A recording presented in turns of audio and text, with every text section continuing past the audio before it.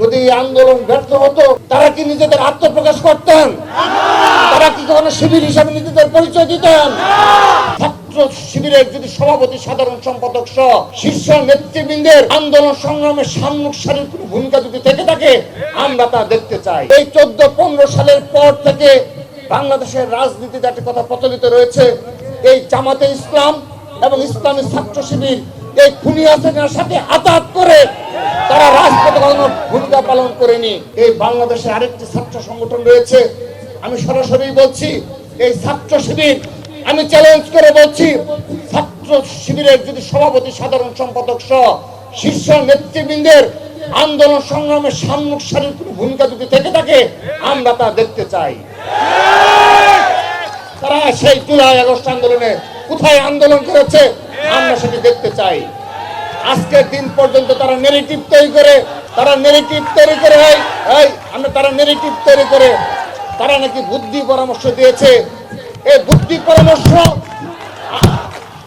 পরামর্শ দেওয়ার জন্য অসংখ্য ছাত্র দলের মেধাবী নেতৃবৃন্দ ভূমিকা পালন করেছে, নেপথ্য সাধারণ শিক্ষার্থীর ভূমিকা পালন করেছে, কিন্তু ছাত্র সংগঠন যারা রয়েছে তাদের মূল কাজ হলো রাজপথে ভূমিকা রাখা, রাজপথে অগ্রণী ভূমিকা রাখা, এবং ছাত্র সংগঠনগুলোর প্রধান কাজ হলো রাজপথে ফ্যাসিবাদের বিরুদ্ধে অগ্রণী ভূমিকা পালন করার মাধ্যমে সাধারণ শিক্ষার্থীদের সুরক্ষা দেওয়া। রাজপথে সাধারণ শিক্ষার্থীদের সুরক্ষা দিয়ে ঢাল হিসাবে ছাত্র সংগঠনের নেতৃবৃন্দের সম্মুখ সারিতে থাকবে, যে কাজটি বছরের পর বছর করে এসেছে বাংলাদেশ জাতীয়তাবাদী ছাত্র দল।